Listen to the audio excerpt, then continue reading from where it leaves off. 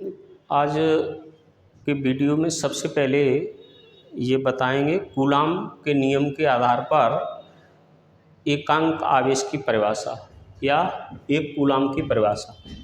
एक कूलाम आवेश को कैसे परिभाषित करते हैं?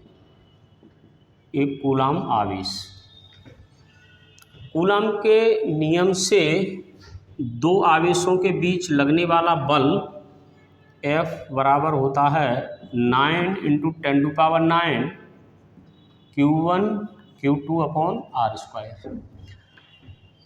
इस इक्वेशन में अगर हम दोनों आवेशों को बराबर ले लें, Q1 Q2 बराबर 1 कूलाम ले लें और R बराबर 1 मीटर ले लें, तो दोनों आवेशों के बीच बल लगेगा 9 × 10⁹ 1 × 1/1²।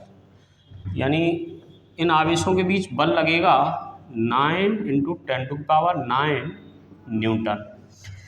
इस आधार पर एक कूलाम आवेश की परिभाषा दी जा सकती है। एक कूलाम आवेश क्या होगा? दो समान आवेश जिनको 1 मीटर की दूरी पर रखा जाए और उनके बीच लगने वाला प्रतिकर्षण बल, समान आवेश में प्रतिकर्षण बल लगेगा, उनके बीच में लगने वाला प्रतिकर्षण बल 9 × 10⁹ न्यूटन हो, तो प्रत्येक आवेश एक कूलाम आवेश कहलाएगा। समान परिमाण के दो आवेश, उनको 1 मीटर की दूरी पर रखा जाए और उनके बीच में लगने वाला बल 9 × 10⁹ न्यूटन हो, तो प्रत्येक आवेश एक कूलाम आवेश कहलाएगा। ये एक कूलाम आवेश की परिभाषा है। अब हम ये देखेंगे कि कूलाम के नियम में दो आवेशों के बीच में अगर कोई परावैद्युत माध्यम है तो परावैद्युत माध्यम का क्या प्रभाव पड़ता है।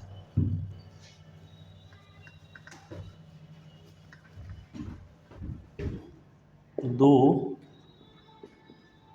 आवेशों के बीच लगने वाले बल पर परावैद्युत माध्यम का प्रभाव। मान लीजिए दो आवेश हैं Q1 Q2 और उनके बीच में दूरी r है, तो इनके बीच में वायु में बल लगेगा F और AR। वायु में इनके बीच में बल लगेगा 1/4πε0 Q1 Q2/r²। इसको हमने इक्वेशन 1 नाम दे दिया। अगर इन्हीं आवेशों को हम किसी दूसरे माध्यम में रख रहे हैं, जैसे पानी के अंदर रख रहे हैं या मिट्टी के तेल में रख रहे हैं, तो दूसरे माध्यम है उसका परावैद्युतांक माना है K। परावैद्युतांक को आपेक्षिक विद्युतशीलता भी कहते हैं, εr भी कहते हैं परावैद्युतांक को। परावैद्युतांक और आपेक्षिक विद्युतशीलता दोनों एक ही बात है। तो K = εr। अब हमने K माध्यम के परावैद्युतांक में रख दिया और उनके बीच में लगने वाला बल है Fm। Fm बराबर होगा 1/4πε0 K Q1 Q2/r²। ये इक्वेशन नंबर है 2। अब समीकरण 1 में समीकरण 2 से भाग दे देंगे। समीकरण 1 में समीकरण 2 से भाग दे देंगे तो ये होगा FA/FM this is equal to, इसमें सभी क्वांटिटी हैं, ये सब क्वांटिटी कैंसिल हो जाएंगी और ये 1/K बचेगा, यानी K बचेगा। इसको अब यहाँ से परिभाषित कर देंगे। दो आवेशों के बीच वायु में लगने वाला बल और माध्यम में लगने वाले बल का अनुपात उस माध्यम का परावैद्युतांक कहलाता है। यहाँ से एक बात क्लियर है कि परावैद्युतांक का कोई मात्रक नहीं होता है। क्यों? क्योंकि बल का मात्रक न्यूटन और न्यूटन से न्यूटन कैंसिल हो जाएगा, तो परावैद्युतांक का कोई मात्रक नहीं होता है। कोई परावैद्युतांक पर एक न्यूमेरिकल करा रहे हैं। एक क्वेश्चन है,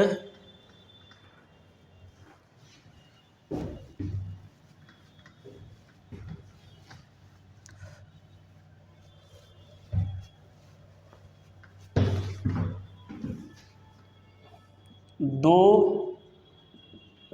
आवेशों के बीच वायु में लगने वाला बल 100 न्यूटन तथा मिट्टी के तेल में लगने वाला बल 50 न्यूटन है। तो मिट्टी के तेल का परावैद्युतांक क्या होगा? तो के फॉर्मूला रखते हैं, के इक्वल टू FA/FM।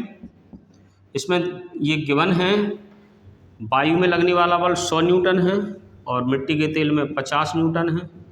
ये कैंसिल हो जाएगा, 2 आ जाएगा। तो यानी मिट्टी के तेल का परावैद्युतांक है